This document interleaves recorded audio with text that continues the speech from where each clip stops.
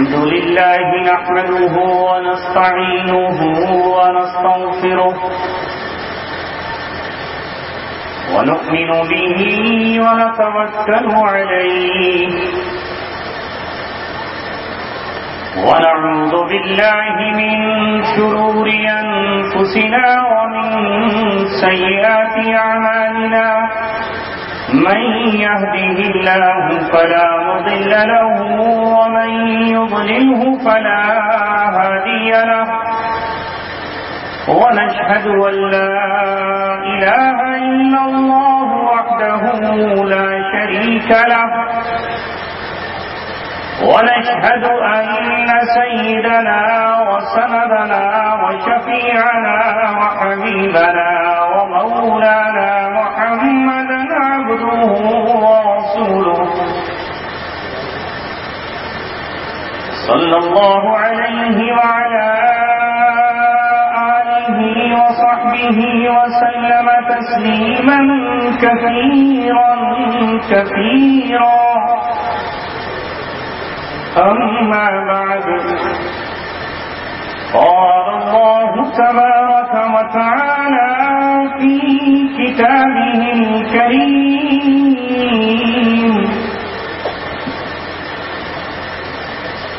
ولا يزالون يقاتلونكم حتى يردوكم عن دينكم إن استطاعوا وقال تعالى في آية أخرى يريدون ليطفئوا نور الله بأفواههم والله متم نوره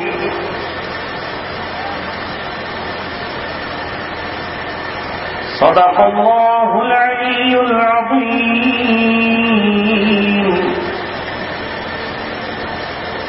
قال رسول الله صلى الله عليه وسلم الإسلام يهدم ما كان قبله صدق رسوله النبي الكريم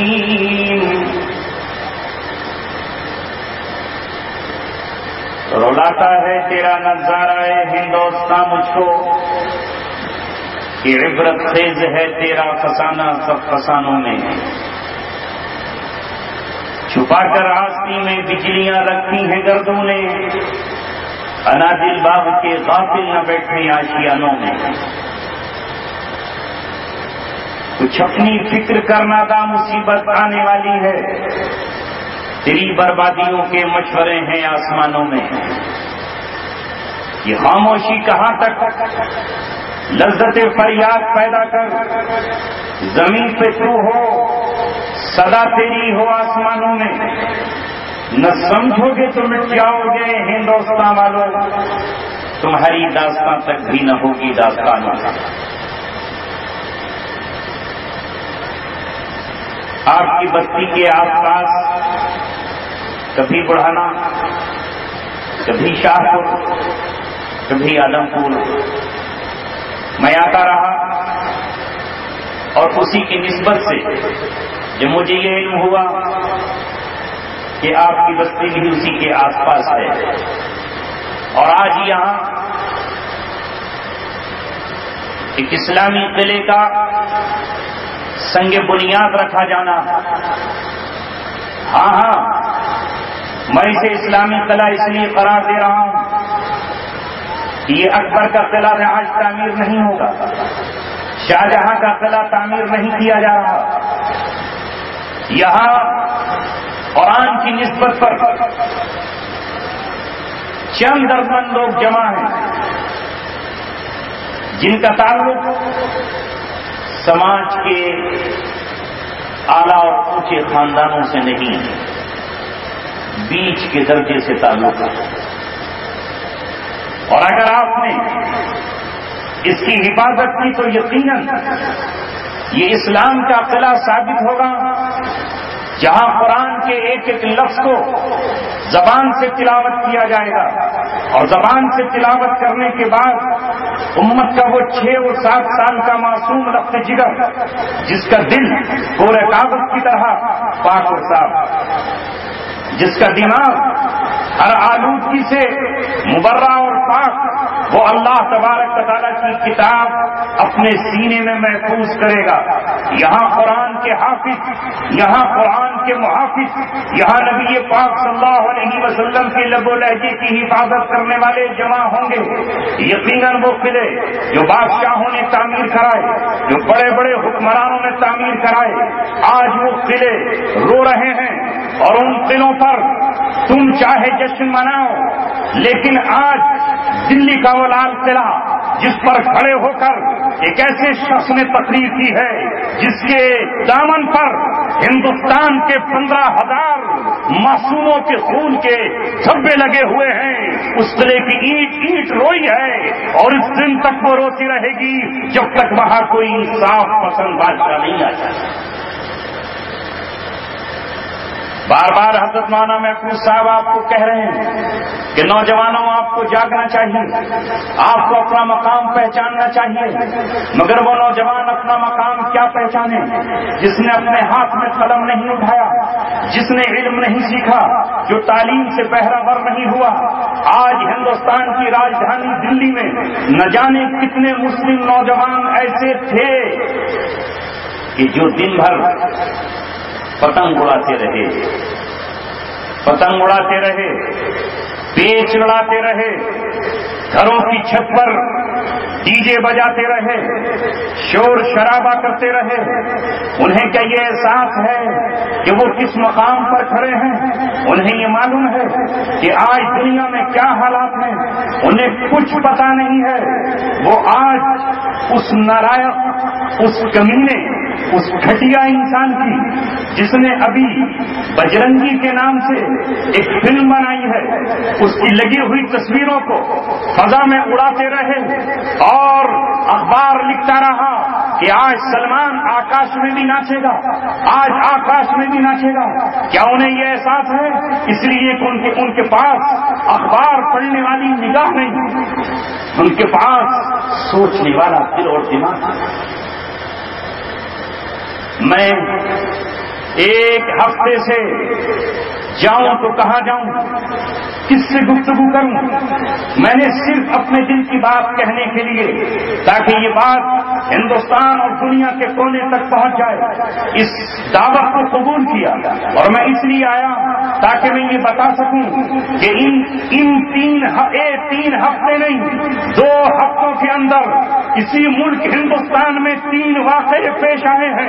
میری آواز اگر آپ پہنچا سکتے ہو تو پہنچانا انہیں جو ملت کے ٹھیکیدار ہیں، جو ملت کے نگہبان ہیں، جنہیں ملت کی نگہبانی کا دعویٰ ہے۔ ایک واقعہ بہار میں پیش آیا، اور ایک بنگال میں پیش آیا، اور ایک وشاکھاپٹنم میں پیش آیا، جہاں ٹرین میں سفر کرنے والے ان طلبائے عزیز کو، ان معصوم بچوں کو جن کے سر پہ ٹوپیاں تھیں، جن کی ماؤں نے شیخ عبد القادر جیلانی کی طرح، جن کے باپ نے اپنے بیٹوں کے مدرسوں کی طرف بھیجا تھا، وہ ٹرین کی سیٹ پر بیٹھے ہوئے تھے، انہیں اتار لیا گیا، اور اتار کر یہ کہا گیا یہ دہشت گرد ہیں، یہ آتنکوادی ہیں، یہ ٹیررسٹ ہیں، یہ دھماکہ خیز چیزوں کو سیکھنے کے لیے جا رہے ہیں۔ 24 گھنٹے تک کلکتے کی سیالدہ ٹرین اسٹیشن سے اتار کر انہیں پورنیا کے چائلڈ ہوم میں لایا گیا۔ کوئی 5 سال کا تھا، کوئی 6 سال کا تھا۔ خدا کی قسم، ہمارا ایمان یہ ہے کہ 15 سال تک وہ بچہ یہودی کا ہو یا مسلمان کا ہو یا عیسائی کا ہو یا سناتن دھرم کا ہو یا جینی ہو یا سکھ دھرم کا ہو، وہ بے گناہ ہوا کرتا ہے۔ مگر یہ مسلمانوں کے بے گناہ بچے 24 گھنٹے تک بھوکے رہے، نہ انہیں پانی دیا گیا، نہ انہیں روٹی دی گئی۔ لوگ ان کی مدد کے لیے نکلے تو ان پر لاٹھی چارج کرتے۔ یہ ہے تمہارا ہندوستان آج، جس کی خوشیاں آج آپ نے کنکیاں اڑا کر، پتنگ اڑا کر بجرنگی بھائی کا سلامی پیش کر کے دیا۔ یہ ہے حالات، نہیں بتاؤں تو آپ کو کیسے پتا چلتا؟ آپ اگر کسی بچے کے باپ ہو تو اس احساس کو سمجھ سکتے ہیں، اور اگر ابھی آپ کی شادی نہیں ہوئی، اور اگر ابھی آپ کوارے ہیں، نہیں سمجھو تو اسٹیشن پر رونے والے اس بچے کا درد۔ میں نے جب ان معصوم بچوں کی ویڈیو دیکھی اور جب ان کو کراہتے تڑپتے اور روتے ہوئے دیکھا تو مجھے اپنا 8 سال کا وہ معصوم بچہ یاد آیا جو اپنے سینے سے قرآن لگا کر، جو اپنے سینے سے قاعدہ لے کر مدرسے کی طرف نکلتا ہے۔ اگر وہ میرا بچہ کسی شہر جا رہا ہوتا، وہ اگر کسی دوسرے صوبے کی طرف جا رہا ہوتا اور مجھے یہ خبر پتہ چلتی کہ میرا بچہ گرفتار ہو گیا ہوا، میری بیوی کو پتہ چلتی تو رات کی نیندیں حرام ہو جاتی، صبح کا چین ہمارا برباد ہو جاتا۔ میں کلکتے کے ان مسلمانوں کو مبارکبادی پیش کرتا ہوں جو سڑک پر نکل آئے، جنہوں نے لاٹھیاں کھائیں اور جنہوں نے جا کر پورنیہ کے چائلڈ ہوم سے ان بچوں کو آزاد کرایا۔ سن لو ہندوستان والوں، تم نے اب ہمیں چیلنج کرنا شروع کیا ہے۔ کل تک ہم یہ کہتے تھے کہ ہم نے انگریزوں کا مقابلہ کیا ہے۔ مجھے ایسا لگتا ہے کہ آنے والے وقت میں کہیں ایسا نہ ہو کہ جس طرح انگریز ہندوستان پہ غالب ہوا تھا، اسی طرح پھر اس ہندوستان میں تمہیں ایک کئی اور نئی جنگ آزادی کے لیے میدان میں عمل میں باہر نکل۔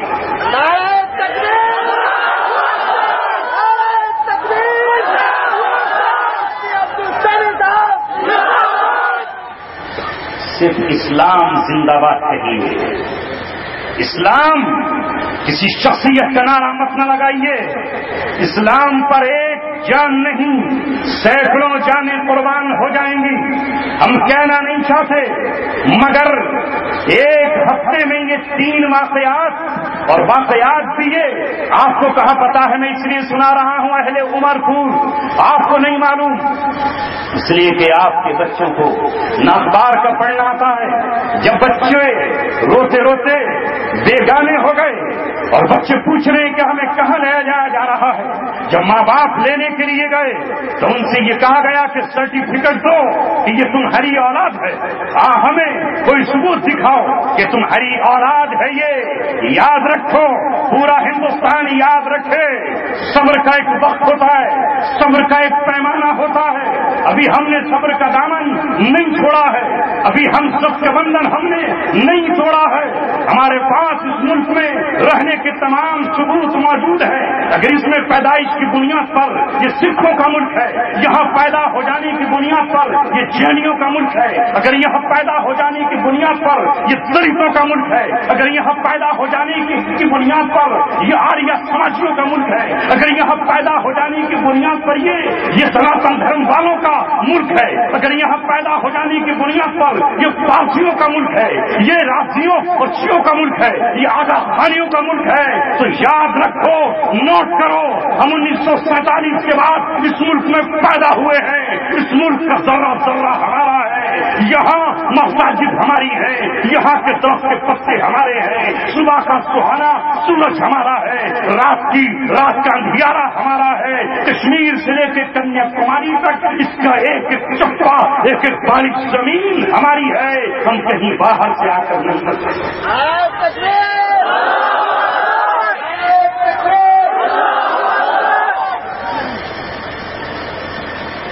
یاد رکھیں، اسلام ہمارا دین ہے۔ اے مسلمانوں، چاروں طرف سے ہمیں دبانے کی کوشش کی جا رہی ہے اور ہمیں یہ پیغام دیا جا رہا ہے کہ اب مسلمان اس ملک میں چند دنوں کے مہمان ہیں۔ یہ باتیں آ رہی ہیں، اس لیے مجھے کہنا پڑی، اور وہ اس لیے کہہ رہا ہوں کہ ہماری قوم بڑی سیدھی سادی ہے، بڑی بھولی بھالی ہے، اسے حالات کی سنگینی کا بھی اندازہ نہیں ہے۔ نعرے لگ رہے ہیں، کہا جا رہا ہے ٹوپیاں ان کی اترواؤ، کپڑے ان کے اتروا لو۔ جس دن یاد رکھے پوری دنیا، ابھی مہاراشٹر کی سرکار نے یہ بل پاس کر دیا کہ مدرسوں میں دی جانے والی تعلیم کوئی تعلیم نہیں ہے، یہ تعلیم نہیں ہے، یہ ایجوکیشن نہیں ہے، یہ ودیا نہیں ہے، یہ علم نہیں ہے۔ آپ نے سنا اور انسنا کر دیا۔ وشاکھاپٹنم پر جو بچے گرفتار کیے گئے، جانتے ہو انہیں کیا کہہ کے گرفتار کیا گیا؟ کیونکہ بچہ مزدوری ظلم ہے، بچہ مزدوری ظلم ہے۔ بچوں کو آپ مزدوری پر فیکٹریوں میں نہیں رکھ سکتے. کہا یہ گیا کہ ان بچوں کو مزدوری کے لیے لے جایا جا رہا ہے. اگر آپ نے آنکھیں نہ کھولی، ہم نے اور آپ نے ہوش کے ناخون نہ لیے، تو کل یہ قانون پاس کر دیا جائے گا کہ مدرسوں میں جو بچے رکھے گئے ہیں ان سے اجرت لی جا رہی ہے، یہ مزدوری پر لیے جا رہے ہیں. یہ مدرسے کے علماء اساتذہ کرام اپنا پیٹ پالنے کے لیے لا کر کے رکھتے ہیں. اس لیے کل قانون یہ بنا دیا جائے گا کہ مدرسوں میں جب تعلیم نہیں ہے، یہ علم نہیں ہے، یہ ایجوکیشن نہیں ہے، تو پھر بچوں کو آپ نے کیوں یہاں پر جبر لگاؤ گا؟ انگریز تو چلا گیا، مگر وہ ایسے نہیں گیا. کسی کا احساس کرنا، وہ اپنے ایجنٹوں کو پوری دنیا میں چھوڑ کر گیا ہے. کون کہتا ہے کہ انگریز سے جنگ ختم ہو گئی؟ نہیں ہوئی ختم. جو کل بھی انگریز کے غلام تھے وہ آج بھی غلام، اور جو کل انگریز کے غلام نہیں تھے وہ آج بھی غلام ہیں. آج بھی انگریزوں کی جوتیاں کیا سیدھی نہیں کر رہے، لیکن الحمدللہ ثم الحمدللہ روئے زمین کے ہر خطے پر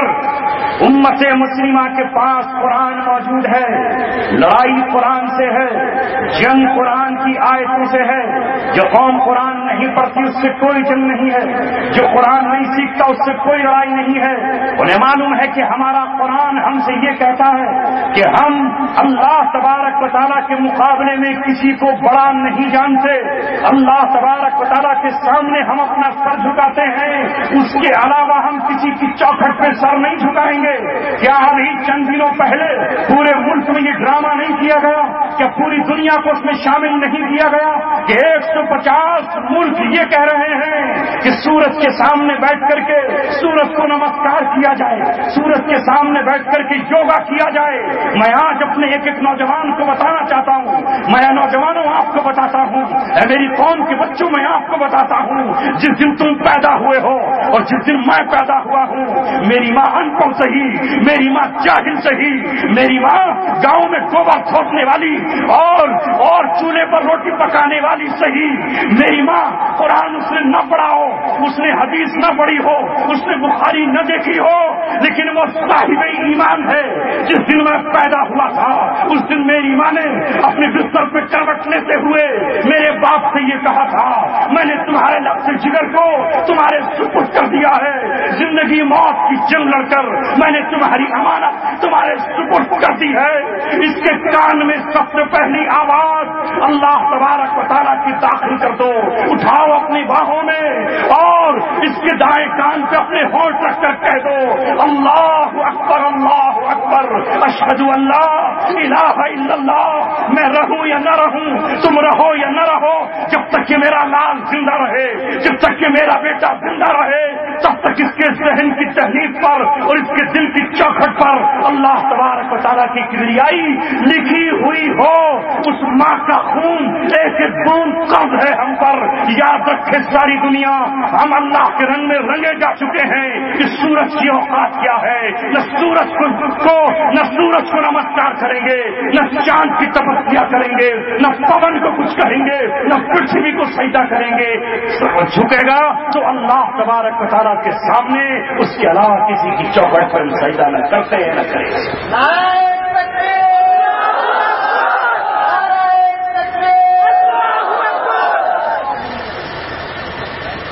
کیا ہے یہ سمجھ نہیں رہے نوجوانوں؟ یوگا. اور کچھ لوگوں نے داڑیوں کو بعض لوگوں کی دیکھ کے دھوکہ مت کھایا کرو. داڑیاں سادھوؤں کی بھی ہیں، داڑیاں سکھوں کی بھی ہیں، داڑیاں فرعون کی بھی تھی. موسیٰ علیہ السلام نے اسی فرعون کی داڑھی پکڑ کر اس کے موتی توڑ دی. انہیں دھوکہ نہیں لگا فرعون کی داڑھی، اس سے دھوکہ مت کھاؤ. جب یہ مسئلہ آیا تو کچھ لوگوں نے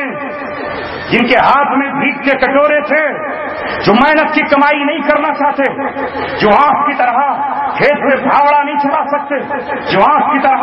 رکشا نہیں چلا سکتے، جو آنکھ کی طرح پسینہ نہیں بہا سکتے، جو آنکھ کی طرح ٹھیلے پر کھڑا نہیں ہو سکتے، جو آنکھ کی طرح جنگل میں محنت نہیں کر سکتے، وہ دائیں بائیں کفر کے اماموں کے پاس کھڑے ہوئے تھے اور یہ کہہ رہے تھے کہ یوگا میں کیا حرج ہے، یوگا کر لو، اس میں کون سی حرج کی بات ہے، صرف اوم مت کہو، صرف سورج کو نمسکار مت کہو، یاد رکھو جس طرح نماز مسلمانوں کی عبادت ہے، جس طرح نماز پہلے اسلام کی عبادت ہے، اسی طرح یوگا کفر کی عبادت کا ہے۔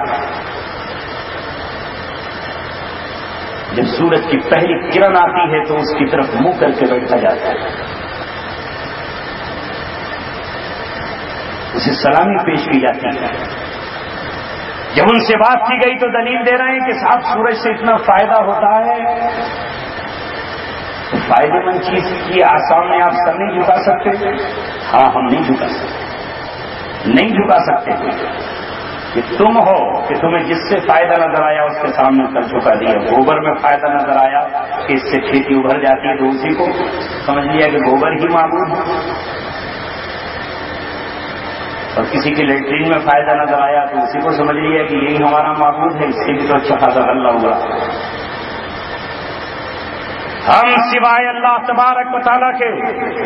کسی کے سامنے اپنا سر نہیں جھکائیں گے۔ یاد رکھو وہ ان کی عبادت ہے، اور ہمیں 1450 برس پہلے وہ قرآن جس کو ابھی آپ کے سامنے پڑھا گیا، جس کو آپ کے بچے اس مدرسے میں پڑھیں گے، چھپر ڈال کر پڑھیں گے، جو آج پڑھا جا رہا ہے اور پڑھایا جا رہا ہے،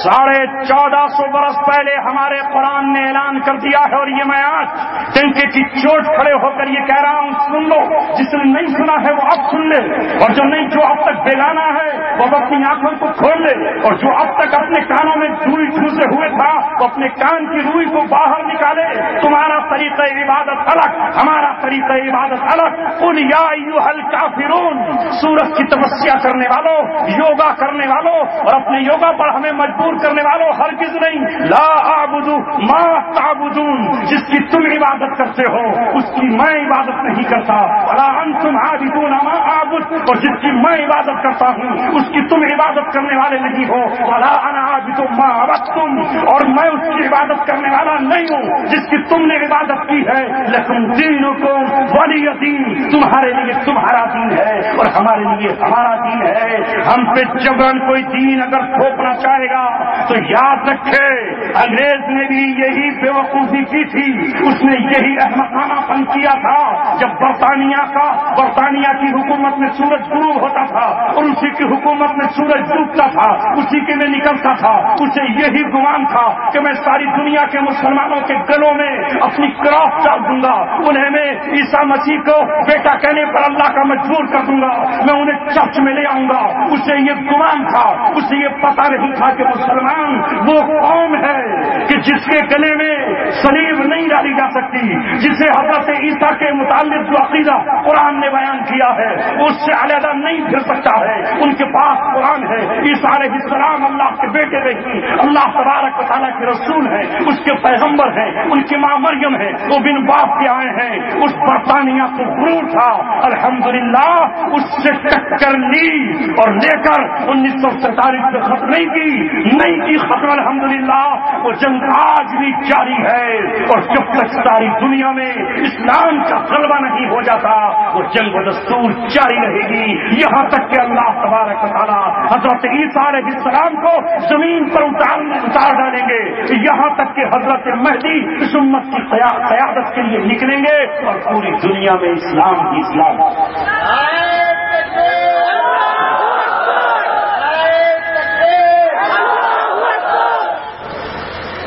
اس لیے بلی کے بھاگو اگر چھینکا ٹوٹ گیا ہے، اب بہت سے لوگ تو چھینکا بھی نہیں جانتے ہوں گے، بیچارے کیا سمجھیں گے اس محاورے کو۔ پہلے زمانے میں چھپر میں ایک رسی باندھ کر کے لٹکا دیا کرتی تھیں عورتیں، اور اس میں گھی کی ہانڈی چھوڑ دیتی تھی کہ بلی نہ لے لے، وہ چڑھ نہیں سکتی تھی، اس کو چھینکا کہتے تھے۔ گھر میں لٹکا دیا ایک رسی کا بنا کر، اس کے بیچ میں ہانڈی رکھ دی، اس میں گھی رکھ دیا، محفوظ رہتا تھا بلی سے۔ بلی اتنی اونچی چھلانگ نہیں لگا سکتا، کہیں اور رکھتے تو گھس جاتے تھے۔ آج کی طرح زمانہ تھا نہیں کہ لاکر موجود ہو، کبھی اتفاق سے وہ رسی گل گئی، گیلی ہو گئی، بھیگ گئی، اب وہ اتفاق سے ٹوٹ گئی تو وہ ہانڈی نیچے گر گئی، بس بلی کے مزے آ گئے، وہ زمین پہ پڑی ہوئی مل گئی گھی کی ہانڈی۔ اس کو کہتے تھے کہ بلی کے بھاگوں اس کی قسمت سے چھینکا ٹوٹ گیا۔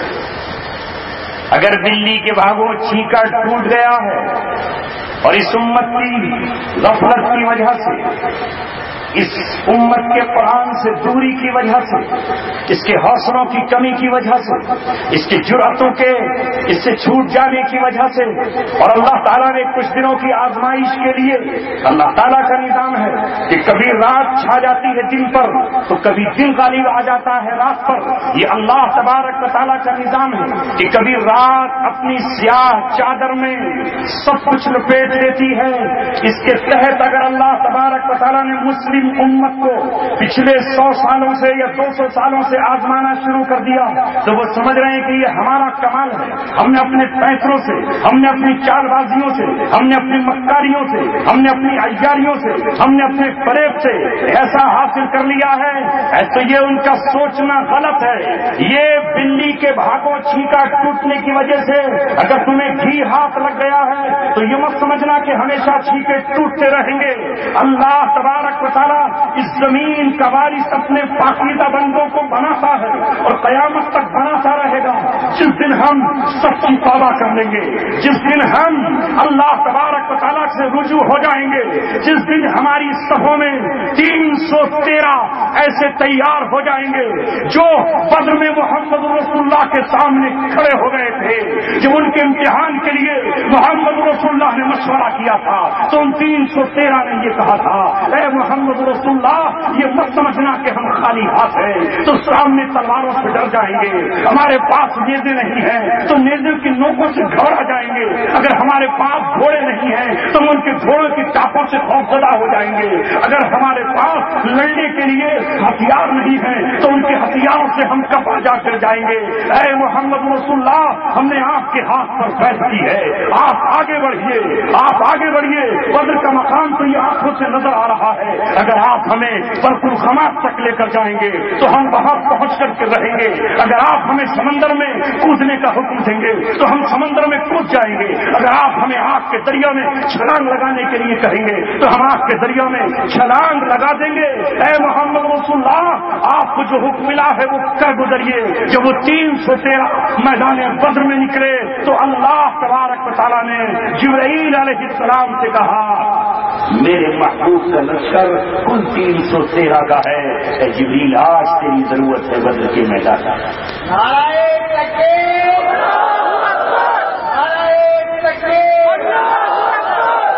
تو مرد میدان، تو میرے لشکر، نوری حضوری تیرے سپاہی۔ اے مسلمانوں، میں غیروں کا شکوہ آج اس لیے نہیں کر رہا کہ شکوہ کرنے سے کوئی فائدہ نہیں ہے، یہ جرأت مندانہ باتیں تو میں نے اس لیے کی ہیں کہ تاکہ میرے دل کا غم اور آپ کے دلوں کا غم کچھ ہلکا ہو اور آپ یہ طے کریں کہ آزمائش کتنی بڑی ہی کیوں نہ آ جائے ہمیں ایمان نہیں چھوڑنا ہے۔ ہم میں کا ہر بندہ شہادت کا متوالا ہو، شہادت کا آرزو مند ہو، ہماری بیٹیاں تیار ہوں ہماری شہادت کے لیے، ہمارے بیٹے تیار ہوں ہماری شہادت کے لیے، ہماری بیویاں تیار ہوں ہماری شہادت کے لیے، انہیں پہلے سے پتا ہو کہ ہمارا شوہر شہادت کا دیوانہ ہے، شہادت کا متوالا ہے، ہماری مائیں تیار ہوں شہادت کے لیے، ہماری ہر ماں محمد علی جوہر کی ماں بن جائے، جس نے رامپور کی زمین سے اپنے دونوں بیٹوں کو نکال کر کہا تھا، محمد علی جوہر اور شوکت علی سے کہا تھا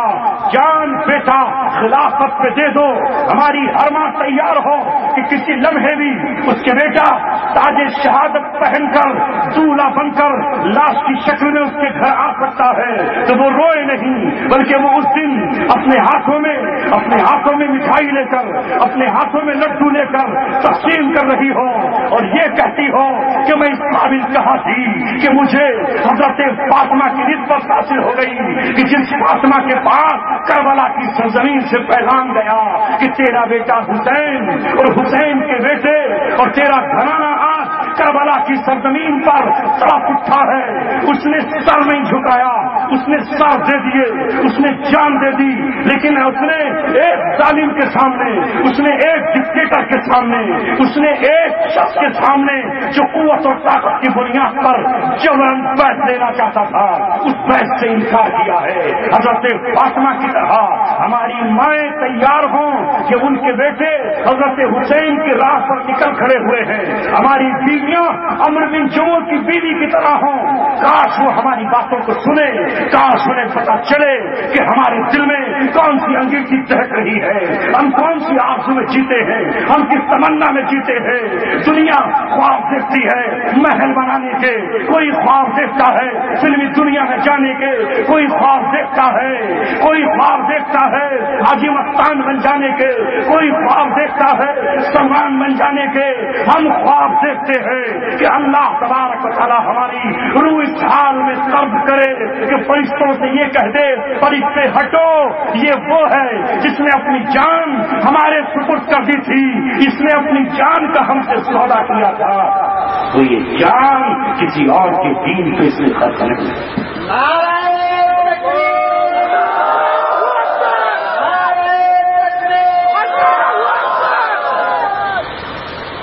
ان اللہ اشترى من المؤمنین انفسهم واموالهم بان لهم الجنہ. دنیا والوں یہ مت سمجھو ہمارا سودا ہو چکا ہے, ہم اپنا جسم و جان اپنے اللہ کو بیچ چکے ہیں. ہماری خریداری اور دینداری اور لینداری شروع اسی دن ہو گئی تھی جس دن اللہ تبارک و تعالیٰ نے ہماری زبان پر ایمان مجمل ایمان مفصل جاری کرایا تھا. جب ہم نے کہا تھا آمنت باللہ وملائکتہ وکتبہ ورسلہ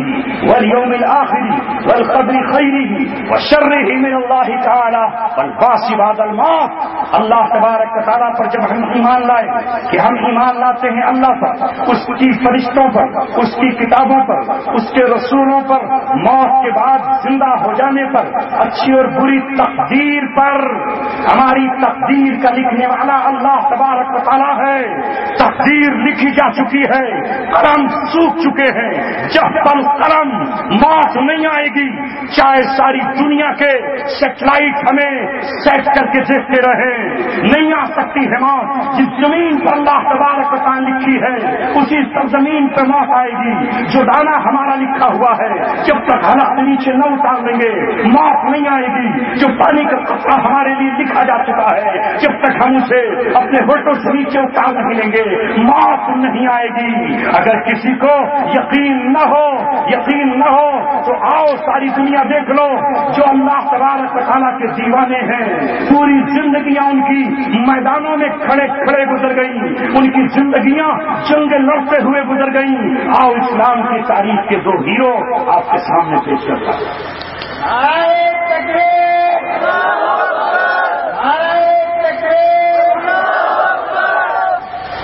افسوس تو یہ ہے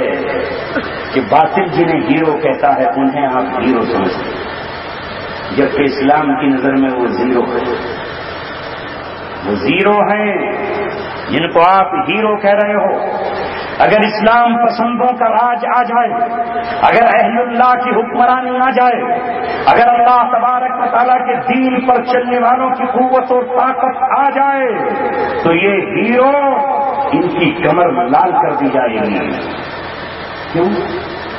اس لیے کہ قرآن کہتا ہے الزانیۃ والزانی فاجلدوا کل واحد منہما مئۃ جلدہ, کہ جو زانی مرد زنا کرے اور جو عورت زنا کاری کرے وہ شادی شدہ نہ ہو تو اس کی کمر سے کرتا اٹھا کر 100 کوڑے اس کی کمر پہ لگائے جائیں، چاہے وہ بادشاہ وقت کا بیٹا ہی کیوں نہ ہو، اہل اللہ کی اگر حکومت آ جائے، اگر ان کو اللہ تعالیٰ اقتدار دے دے، اللہ تعالیٰ نے کہا ہے الذین ان مکناہم فی الارض، اگر ہم انہیں زمین کی حکمرانی دے دیں، اقاموا الصلاۃ وآتوا الزکاۃ، تو یہ نماز قائم کریں گے اور زکات کا نظام پوری دنیا میں عام کر دیں گے، وامروا بالمعروف ونہوا عن المنکر، تو ان کے فلم انڈسٹری میں موٹے موٹے تالے ڈال دیں گے، پڑ جائیں گے کہ نہیں؟ اس سلمان کو وہ جگہ چھوڑنی پڑے گی کہ نہیں؟ اس عامر کو بھاگنا پڑے گا، وہاں سے نہیں پڑے گا، اس لیے کہ اللہ تبارک و تعالیٰ نے قرآن میں کہا ان الذین یحبون ان تشیع الفاحشۃ فی الذین آمنوا لہم عذاب علیم، قرآن کے ماننے والے انہیں پکڑ پکڑ کر ڈھونڈیں گے، اور اسی لیے گھبرائے ہوئے ہیں یہ اہل ایمان سے، قرآن سے گھبرائے ہوئے ہیں، قرآن پڑھنے والوں کو طاقت نہ مل جائے، قرآن پڑھنے والوں کو قوت نہ مل جائے، ان کا روئے زمین پہ نظام نہ آ جائے، یہ بنوا مزدور رہے ہمارے، یہ غلام رہے ہمارے، یہ چلم بھرتی رہے ہماری، یہ ہماری چوکوں پر سجدہ کرتے رہے، لیکن یاد رکھو اللہ تبارک و تعالیٰ یہ اعلان کر چکا ہے کہ اگر روئے زمین کے ایک خطے کے لوگ اللہ تبارک و تعالیٰ سے بغاوت کریں گے تو اللہ تبارک و تعالیٰ دوسرے علاقے کے لوگوں کو کھڑا کر لے گا، جہاں میں اہل ایمان صورت خورشید جیتے ہیں، ادھر نکلے ادھر ڈوبے، ادھر ڈوبے ادھر نکلے، وہ یہاں تلاش کریں گے تو موج وہاں سے نہیں اٹھ پائے گا، وہ یہاں ڈھونڈیں گے تو کہیں اور اللہ تبارک و تعالیٰ کھڑا کر دے گا۔ اللہ تبارک و تعالیٰ قادر ہے،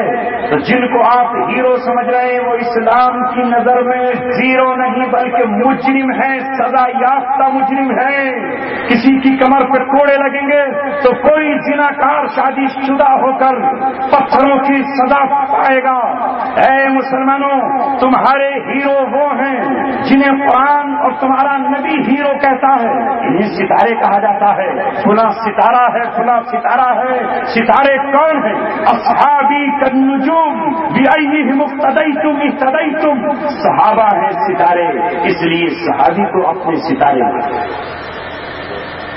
ان کے نقش قدم پر چلو تو راستہ پا جاؤ، ان سے ہٹے تو نہیں پاؤ گے۔ خالد بن ولید رضی اللہ تعالیٰ اسلام کی تاریخ کا وہ جرنیل ہے۔ اے نوجوانوں، میں آپ کو کیسے دعوت دوں؟ آپ خالد بن ولید کی تاریخ کبھی پڑھ کر تو دیکھو، شمشیر بے نیام سے ایک ناول اور افسانے کے انداز میں بھی ان کی زندگی لکھی گئی، عنایت اللہ القمش نے لکھی، وہ ہندی میں بھی چھپی۔ اے ہندی پڑھنے والوں، اے اخبار پڑھنے والوں، اے اردو پڑھنے والوں، کبھی اسلام کے جرنیل کو پڑھ کر تو دیکھو، پوری زندگی میدان جنگ میں کھڑا رہا، پوری زندگی میدان میں کھڑا رہا، کبھی یرموک میں ہے تو کبھی قادسیہ میں ہے، جس نے عیسائیوں کے دانت کھٹے کر دیے، جس نے کسرا کی بنیادوں کو ہلا ڈالا، مگر کوئی تیر اس کی جان نہ لے سکا، کوئی تلوار اس کی گردن کو نہ کاٹ سکی، کوئی برچھا اس کے سینے میں اتر کر اس کے خون کو نہ پی سکا، کوئی شخص اسے پہلوانی میں پچھاڑ نہیں سکا۔ جب اس کی موت آئی تو میدان جنگ میں ہی آئی، وہ اپنے بستر پر تھا، وہ اپنے گھر پر تھا۔ موت نے جب اس کا استقبال کیا تو اس کے استقبال سے پہلے اس نے قلم اٹھایا، اور قلم اٹھا کر اس نے ساری دنیا کو میسج اور پیغام دیا، اور یہ کہا کہ موت سے ڈرنے والے مسلمانوں، موت سے بھاگ جانے والے کائر انسانوں، میری پوری زندگی کو دیکھنا، زندگی میں گھاؤ تو آئے، زخم تو آئے، ایک انگلی کی جگہ ایسی نہیں جہاں سے خون نہ بہا ہو، مگر موت نے مجھے میدان میں کبھی نہیں پچھاڑا۔ میں موت کی تلاش میں نکلتا، موت مجھ سے بھاگ جاتی تھی، میں موت سے پنجہ لانا چاہتا، موت پنجہ چھڑا کے مجھ سے بھاگ جایا کرتی تھی۔ آج خالد بن ولید کی ماں اگر اس کے بستر پر موت آ رہی ہے تو یہ اللہ تبارک و تعالیٰ کی قدرت کا اعلان ہے، اس کی کبریائی کا اعلان ہے، اس کی طاقت کا اعلان ہے، اس کی جبروت، اس کی قہاریت کا اعلان ہے، اور یہ اعلان اس بات کا ہے کہ تم یقین کر لو جس کی موت اللہ نے جہاں لکھی ہے وہ موت اس کی وہاں آئے گی، قید خانے میں لکھی ہے تو قید خانے میں آئے گی، اور شراب خانے میں لکھی ہے تو شراب خانے میں۔ نعرہ تکبیر، نعرہ تکبیر،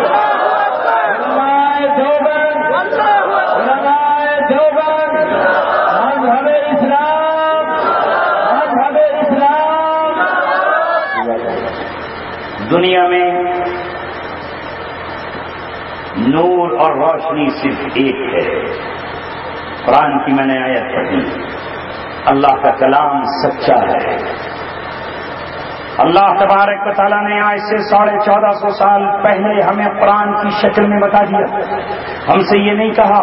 کہ تم تورات میں حقانیت تلاش کرنا، ہم سے یہ نہیں کہا کہ تم انجیل میں حقانیت ڈھونڈنا، اللہ تعالیٰ نے ہم سے یہ نہیں کہا کہ کسی انسان کی لکھی ہوئی کتاب میں تم کوئی ڈھونڈنا۔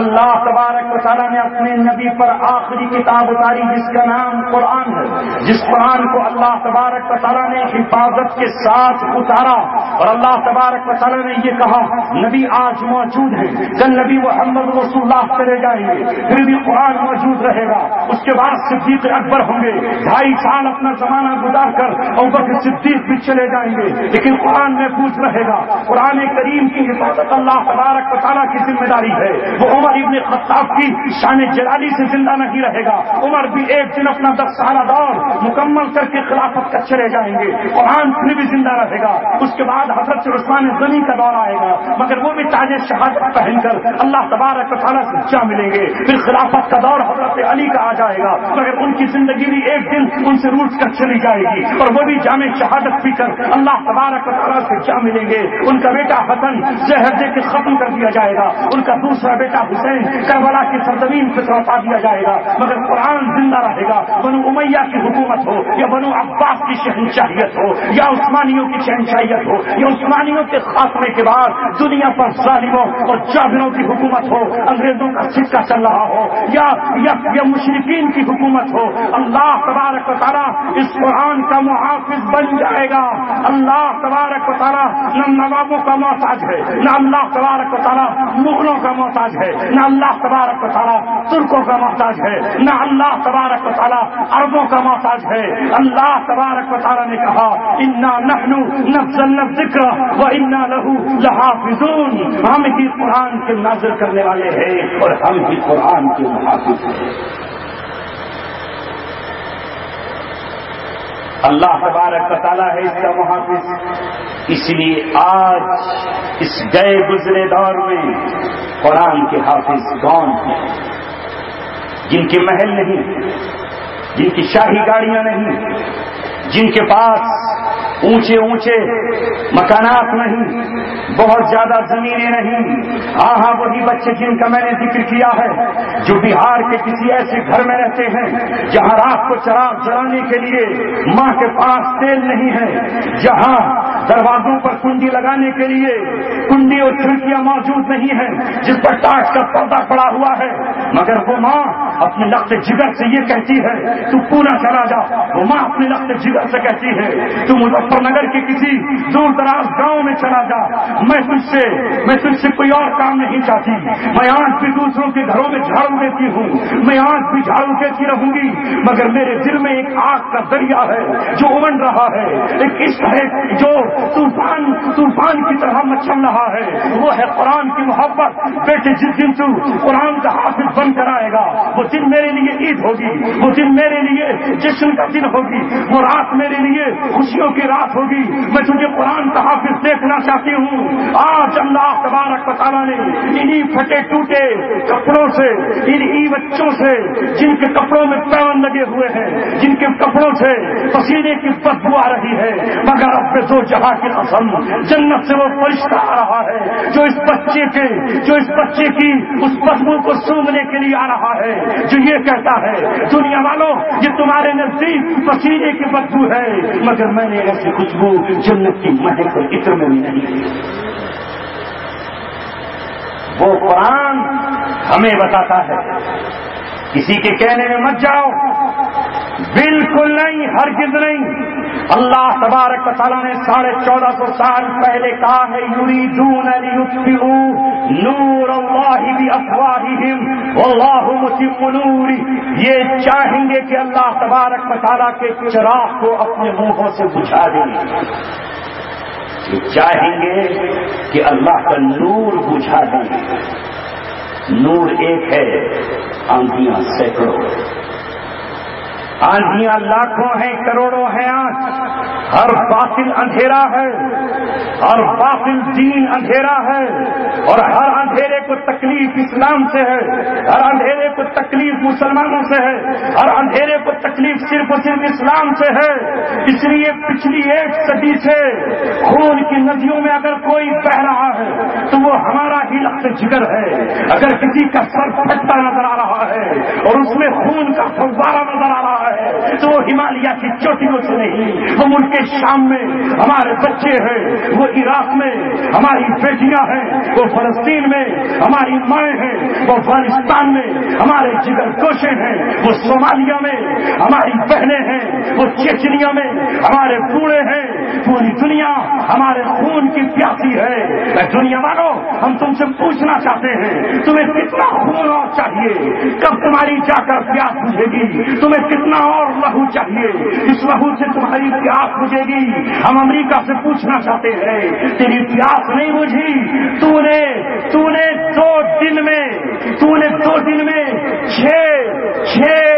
اگست 1945 کو ہیروشیما پر ایک بم گرایا، 84,000 انسان قتل کر دیے۔ تیری پیاس نہ بجھی۔ 3 دن کے بعد تجھے پھر خون کی پیاس لگی تو ناگاساکی پر تو نے دوسرا بم گرایا اور جاپان کا پورا شہر تحت نحس ہو گیا۔ اس کے بعد بھی تیری پیاس نہ بجھی تو تو آج بھی خون ہمارا بہا کر ندیوں میں، نالیوں میں، پہاڑوں کے جھرنوں کی طرح پی رہا ہے۔ لیکن یاد رکھ امت مسلمہ، یہ خون تیری پیاس کے لیے نہیں، اسلام کے شجر کو سینچنے کے لیے بہا رہی ہے۔ اس دن تک بہاتی رہے گی جب تک اسلام کے گلشن لہلہا نہیں جاتا، جب تک اسلام کی دھرتی خون سے مسلمانوں کے سیراب نہیں ہو جاتی۔ الحمدللہ ہم نے اب اتنا خون دے دیا ہے کہ اس کی سرخی آسمان تک پہنچ چکی ہے، اور رب کعبہ اب اپنے بندوں کی مدد کے لیے، اہل ایمان کی مدد کے لیے زمین پر فیصلے کر چکا ہے۔ لہذا اسلام کا چراغ اور اللہ تبارک و تعالیٰ کا نور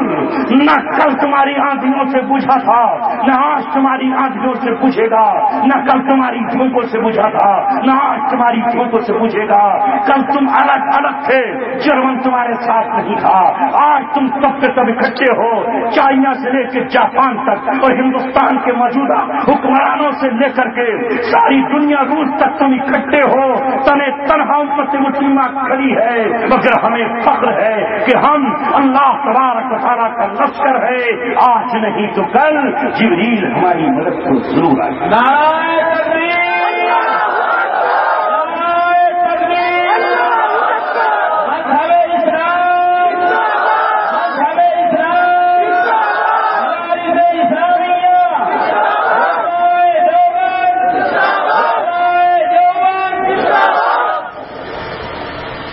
اب آپ اور ہم یہ سوچتے ہیں کہ صاحب ہمارے پاس کیا ہے، کوئی اٹھنے کا ٹھکانا بنا تشریف رکھیں، بات جلدی ہی ختم ہوگی انشاءاللہ، اور مجھے طویل سفر پھر کرنا ہے، اور ابھی میرے بعد بھی مقررین موجود ہیں۔ مجھے تو چند دل کی باتیں کہنی تھی، اور جب میں مولانا محفوظ صاحب سے گفتگو کر رہا تھا تو میں نے ان سے دل کی کیفیت کی بیان کی تھی کہ دل پہ بہت زیادہ بوجھ اور قبض ہے، آخر میں کیا گفتگو کروں گا، لیکن ماں نے فرمایا نہیں، انشاءاللہ ٹریک پہ گاڑی چھوڑ دیں گے، پھر انجن خود بخود اپنی راہ پکڑ لیں گے، اور یہ آپ کا جذبہ ہے۔ الحمدللہ ہم کسی کے بے وجہ دشمن نہیں ہیں، دنیا نوٹ کر لے، اچھی طرح سن لے، نہ کل ہم دشمن نہ آج دشمن، لیکن جس طرح دنیا کا ہر قانون ہر انسان کو اس کے دفاع کا حق دیتا ہے، اس کے تحفظ کا حق دیتا ہے، اس کی سیکورٹی کا حق دیتا ہے۔ ہم اس اسلام کے ماننے والے ہیں کہ ہمارا اسلام، ہمیں کسی سے پوچھنے کی ضرورت نہیں ہے، ہمیں کسی سے مانگنے کی ضرورت نہیں ہے۔ ہم گوتم بدھ کی مورتی پر جا کر یہ نہیں کہیں گے کہ ہمیں بتاؤ بدھ جی ہم کیا کریں، خطرے میں ہیں۔ ہم نانک کے اسٹیچو پہ جا کر نہیں پوچھیں گے کہ نانک جی بتاؤ ہمارے لیے آپ کے کیا اپدیش ہیں. 1450 برس پہلے محمد رسول اللہ قرآن ہمیں دے کر اور اپنی 63 سالہ زندگی ہمیں دے کر 13 سالہ مکے کی زندگی نبوت کے بعد کی, 40 سالہ زندگی نبوت سے پہلے کی اور 10 سالہ زندگی مدینہ منورہ کی دے کر میرا نبی ہمیں یہ پیغام دے کر گیا ہے کہ اگر وہ صلح کے لیے ہاتھ بڑھائے ان جناحوا للسلم فاجنح لها, اگر وہ صلح کے لیے ہاتھ بڑھائے تو صلح حدیبیہ کی طرح صلح کر لینا, لیکن اگر وہ صلح کے پھولوں کو کچل کر معاہدے کو توڑ ڈالے تو میرے نقش قدم کو دیکھتے ہوئے فتح مکہ کی طرح لشکر تیار کرنا اور مکہ میں شان سے داخل ہونا, جا کر کہہ دینا کہ اب امان اسی کو ملے گی جو کلمہ طیبہ پڑھ کر کے لا الہ الا اللہ کا چاہو گیا. اسلام نہ مٹا ہے نہ مٹ سکے گا. یہ پیغام عمل سے ہمارے جانا چاہیے. ہم یہ سوچتے ہیں کہ آج مسلمان تو مسلمان رہا کہاں, نہ چہرے سے مسلمان, نہ عمل سے مسلمان, نہ اپنے کردار سے مسلمان. مگر یاد رکھو ایمان کی وہ چنگاری جو آپ کے سینے میں ہے, ایمان کی وہ روشنی جو آپ کے دل میں ہے, لا الہ الا اللہ کی وہ تحریر جو آپ کی پیشانی پر ہے, محمد رسول اللہ کا وہ نغمہ جو ناک کی شکل میں آپ کے ہونٹوں پر ہے, وہ نام جو آپ کا خالد بن ولید, وہ نام جو آپ کا علی مرتضیٰ, جو آپ کے بیٹے کا نام حنظلہ رکھا ہوا ہے, یہی تو جگنو ہے. ایک سیاہ اندھیری رات کو سورج بھی سے ڈر نہیں ہوتا, ستاروں بھی سے خوف نہیں ہوتا, چاند بھی سے بھے نہیں ہوتا, اسے معمولی سے جگنوں سے بھی ڈر لگتا. یہ باطل کے وہ اندھیرے ہیں جو اسلام کے انصاف سے گھبرا رہے ہیں, جو اسلام کی کرنوں سے ڈر رہے ہیں. یاد رکھو سورج کسی کا دشمن نہیں ہے, سورج رات کا دشمن نہیں ہے. سورج امن کا پیغام لاتا ہے, سورج روشنی کا پیغام لاتا ہے. اس لیے اسلام نے کل بھی دنیا میں جہاں کہیں حکمرانی کی ہے وہاں انصاف بانٹا ہے, وہاں انصاف بانٹا ہے. ابھی یعقوب میمن کے معاملے پر آپ کو غم بھی ہوا, بہت ساری چیزیں سامنے آئیں, نہ جانے کس نے کیا کچھ کہا, مگر ہمارا کلیجہ اس لیے ٹھنڈا رہا کہ ہم انصاف کی امید اس وقت کرتے کہ جب انصاف کی کرسی پر کوئی انصاف پسند بیٹھا ہو, جب انصاف بانٹنے والے ہی نہ ہو, جب قرآن کا قانون ہی نہ ہو, جب ظالم بیٹھا ہوا ہو, جب قاتل ہی فیصلہ کر رہا ہو, تو وہاں انصاف کہاں مل سکتا ہے. انشاءاللہ اس عدالت سے نہیں,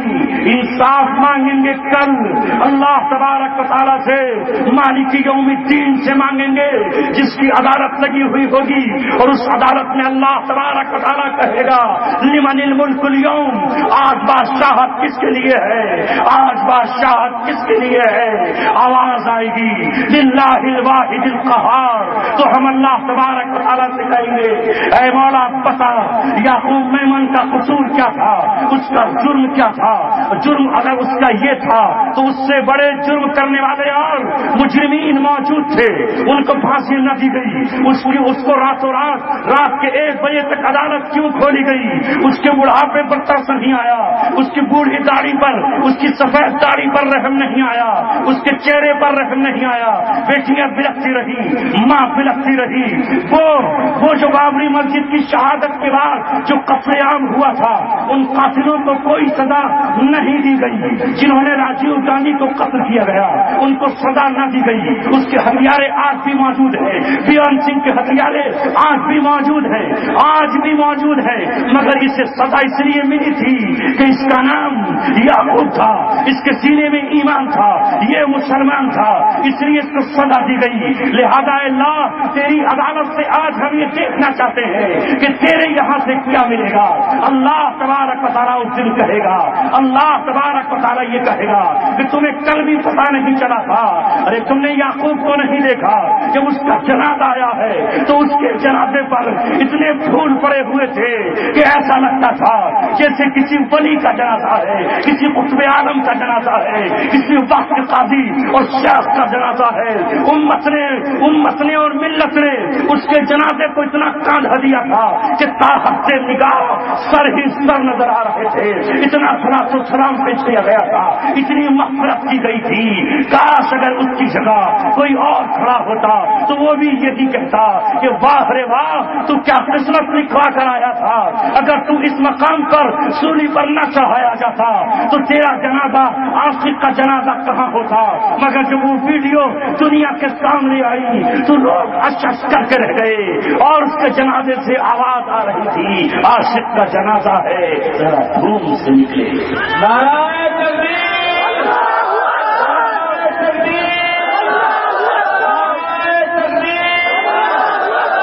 اللہ اکبر. مسلمانوں یہ غم کا نہیں. اگلے دن جب اخبارات میں خبروں میں لکھا اللہ اکبر یعقوب تو کیسی قسمت لکھوا کر آیا تھا, ذالک فضل اللہ یؤتیہ من یشاء. اگر تیری سزا عمر قید میں تبدیل کر دی جاتی تو تجھے یہ موقع کہاں ملتا. تجھے معلوم تھا کہ جس دن میں پیدا ہوا ہوں وہی دن میرا دنیا سے جانے کا ہے. تو نے تو نہ جانے جب بھی کبھی کسی مردے کی قبر پہ مٹی ڈالی تھی تو اس پر ڈالتے ہوئے کہا تھا منہا خلقناکم وفیہا نعیدکم ومنہا نخرجکم تارۃ اخری.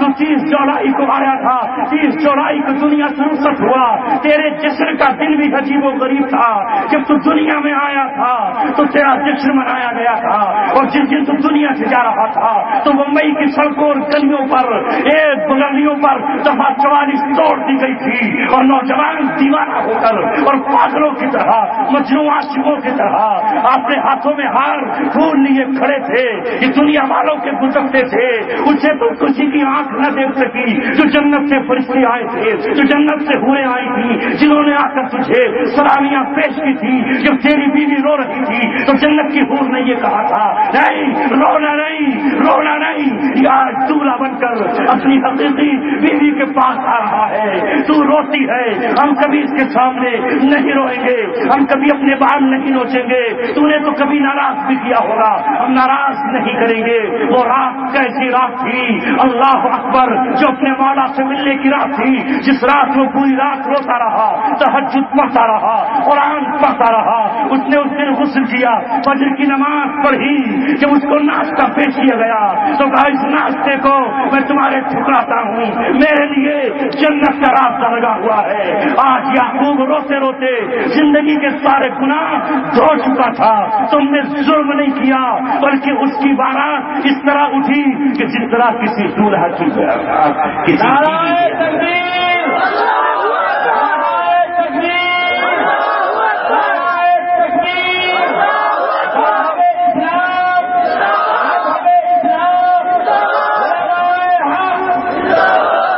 میرے دوستوں اور عزیزوں, شہادتوں پہ خوش ہوا کرو. کیسی موت قابل رشک تھی, اللہ اکبر, کہ جب پتہ چل گیا اگلی ملاقات اللہ تبارک و تعالیٰ سے ہونی ہے, اس کے گھر جانی ہے. جب گرفتار ہوئے تو چہرے پہ داڑھی نہ تھی. ایک عام نوجوان, دنیا سمجھتی تھی کہ یہ شاید کوئی بدماش ہے. یہ دکھائی نہیں تصویریں, وہ تو سوشل میڈیا کا کمال ہے. جب وہ نکلے ہیں تو ایسا لگتا تھا جیسے کسی ولی اور کسی امام کا جنازہ آ رہا ہے. میرے عزیزوں, ایک یہ موت ہے اور ایک وہ موت ہے کہ کل آسام میں گیا, اسپیچ دے رہا ہے, فنی کائی کہا, اور فنی کائی پر اسرائیل نے آ کر ایک دھموکا لگایا, اور دھموکا لگاتے ہی دنیا سے رخصت ہوا. نہ بیٹی کو وصیت کر سکا, نہ گھر کچھ پیغام دے سکا, نہ کچھ کہا, نہ لا الہ الا اللہ پڑھا. دونوں کی تصویریں ہم نے دیکھی ہیں، فنی گائی کہنے والے کے چہرے پر ایسے تھا جیسے نبوت جا رہی ہو، اور لا الہ الا اللہ پڑھنے والے کے چہرے پر یہ تھا جیسے آج مسکراتے ہوئے اس نے اللہ تبارک و تعالیٰ کو جان دی ہو۔ اے امت مسلمہ آؤ، صحابہ کے ان جملوں کو یاد کرو جب وہ میدان جنگ کی طرف نکلا کرتے تھے تو وہ مرتے وقت یہ کہا کرتے تھے فزت ورب الکعبہ، رب کعبہ کی قسم میں آج کامیاب ہو گیا، میں آج کامیاب ہو گیا۔ ہماری کامیابی کا دن وہی ہے کہ جب خاتمہ ایمان پر ہو جائے، لا الہ الا اللہ زبان پر جاری ہو، توبہ کا دروازہ کھٹکھٹا چکے ہو۔ یہ موت قابل رشک ہے، یہ موت ہر ایک کو نہیں آتی، ان کو آتی ہے جو اللہ کے لیے قربانی ہے۔ اس لیے میرے عزیزوں، میں لمبی چوڑی بات آپ سے نہیں کرتا۔ یہ ادارہ مجھے معلوم ہوا یہاں باقی اور ادارے بھی ہیں جس کی طرف مجھ سے پہلے بہانہ سے تشریف لائے حضرت مولانا نے روشنی ڈالی، اور ہم تکلیف محسوس کرتے ہیں کہ بھئی ایک ادارے کے بعد دوسرا نہ ہو، دوسرے کے بعد تیسرا نہ ہو، مگر نہیں، چراغ جتنے جلیں گے اتنی ہی روشنی۔ شرط یہ ہے کہ چراغ آپس میں لڑنے نہ لگے، یہ اپنی اپنی جگہ پر سیٹ ہوں، ٹکرائے نہیں، بس ان چراغوں سے روشنی ہوگی۔ ہو سکتا ہے کہ اللہ تبارک و تعالیٰ یہاں سے کسی ایسے بچے کو کھڑا کر دے جس پہ آپ کی نسلیں بھی فخر کریں اور قومیں اس پہ ناز کریں۔ آج یہاں یہ ارادہ کر کے بیٹھو کہ آپ اپنے گھر سے پہلی فرصت میں قرآن پڑھنے والے بچے تیار ہیں،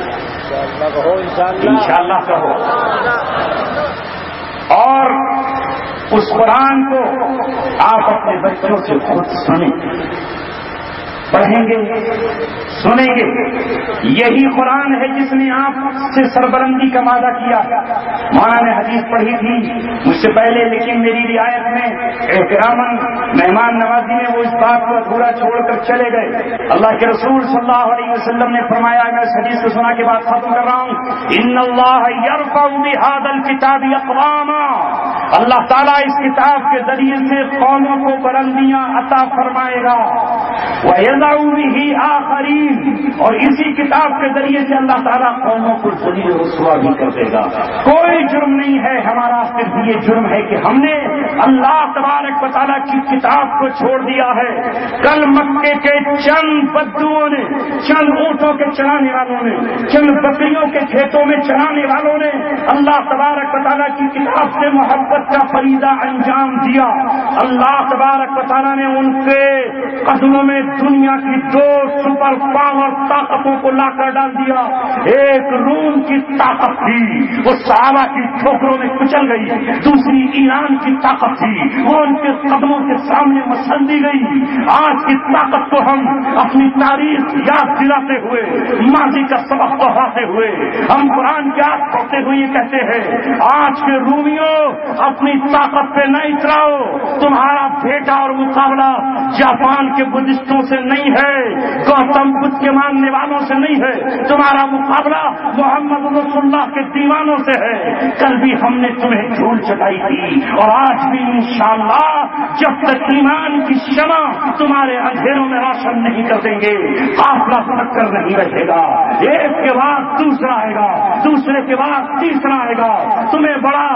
بڑا ناز تھا، تمہیں بڑی خوشی تھی کہ تم نے صدام حسین کو سولی پر چڑھا کر 2007 کا ہمیں تحفہ دیا تھا، آنے والے سال کا ہمیں تحفہ دیا تھا کہ لو 2006 گئی، 2007 کا استقبال کرو، آنے والی جنوری پہ ہم تمہارے صدام کو سولی پر چڑھا کر، اسے پھانسی پر لٹکا کر، اس کی گردن کو مروڑ کر ہم یہ کہہ دینا چاہتے ہیں کہ جو گردن ہمارے سامنے نہیں جھکی، ہم نے اس گردن کو توڑ دیا، مگر باہر صدام تو نے یہ کہا، یہ گردن توڑی نہیں، یہ گردن قرآن کے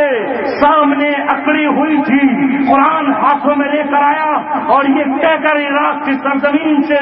دنیا سے جنت کی طرف رخصت ہوا، یہ کہتا ہوا گیا کرو برباد ان کے شوق سے اس آشیانے کے کہ ہم نے شاخ طوبہ سے نیا ایک آشیاں پایا۔ میری نظریں دیکھ رہی ہے کہ جنت میں جو طوبہ کا پیڑ ہے اس پیڑ پہ میرا محل ہے، اس محل کے اندر میرا رہنے کا ٹھکانہ ہے، وہاں مجھے اپنا بیٹا حسین نظر آتا ہے، مجھے اپنا دوسرا بیٹا علی یاد آتا ہے۔ دنیا والوں برباد کر دو عراق کو، اس پر فاسفورس بم گراؤ، اس پر میزائل گراؤ، اس پر تم F-16 سے بمباریاں کرو، میں اپنی جان اللہ تبارک و تعالیٰ کو نچھاور کر کے آ رہا ہوں اور یہ کہتے ہوئے دنیا سے جا رہا ہوں کہ میں نے جیتے تھی، تمہارے قدموں میں سلامی نہیں دی، تمہارے ترانے نہیں پڑے، اگر میرا رب چاہے گا تو اسی سرزمین سے میرے خون کے وارث کھڑے ہوں گے اور وہ ایسے کھڑے ہوں گے کہ دنیا اس انقلاب کو دیکھے گی۔ آج دنیا اپنی نظروں سے دیکھ رہی ہے اور نہیں اسے نظر آتا تو کل آنے والا سورج اس کی آنکھوں کو کھول دے گا، دنیا پھر یہ دیکھے گی کہ سولی پر چڑھ جانے والے امر ہو جایا کرتے ہیں، انہیں مردہ کہنا بھی قرآن میں منع ہے۔ دیکھ لیا اسلام ختم نہیں ہوا،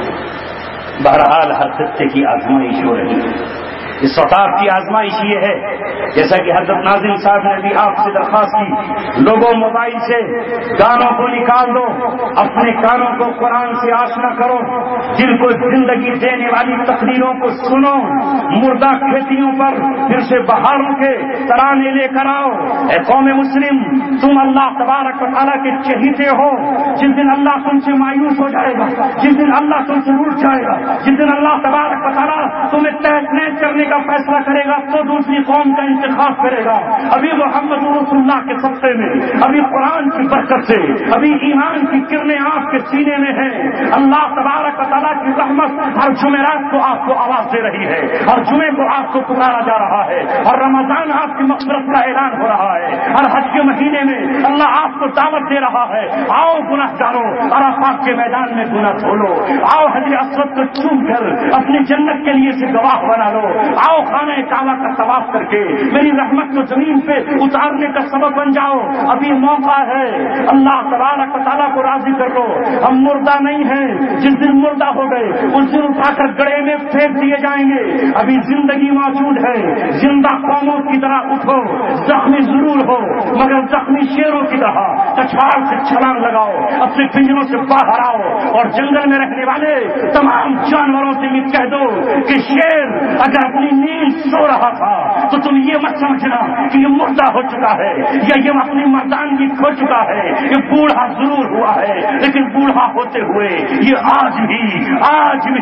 ہاتھیوں کو بھگانے کے لیے کافی ہے۔ گیدڑ ابھی اس کے شکار کا منصوبہ تیار نہ کرے، گیدڑ کل بھی اس کا شکار نہ کر سکے تھے اور آج بھی شکار نہیں کریں گے، زندہ کائے سے ہو گئے۔ یہ نغمے گانے، یہ لتا اور آشا کے، یہ رفیع اور کشور کے، یہ سلمان اور عامر، یہ جھوٹے بہروپیے، یہ عیار مختار، یہ زنا کرانے والے، یہ بدنام کرنے والے، ان کے نقش قدم پر مت چلو۔ یہ قرآن زندگی بخشے گا، یہ قرآن تمہیں زندہ کر دے گا، تمہارے ایمان کو تازہ کر دے گا۔ اس کے بدولت اللہ تبارک و تعالیٰ تمہارے دشمنوں کے دلوں پر تمہارا رعب بٹھائے گا اور ایک دن یہ ہوگا کہ اللہ تبارک و تعالیٰ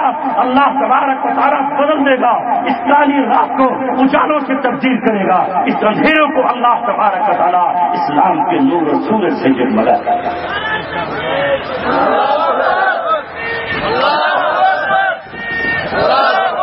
انہی الفاظ کے ساتھ میں اپنی بات ختم کرتا ہوں اور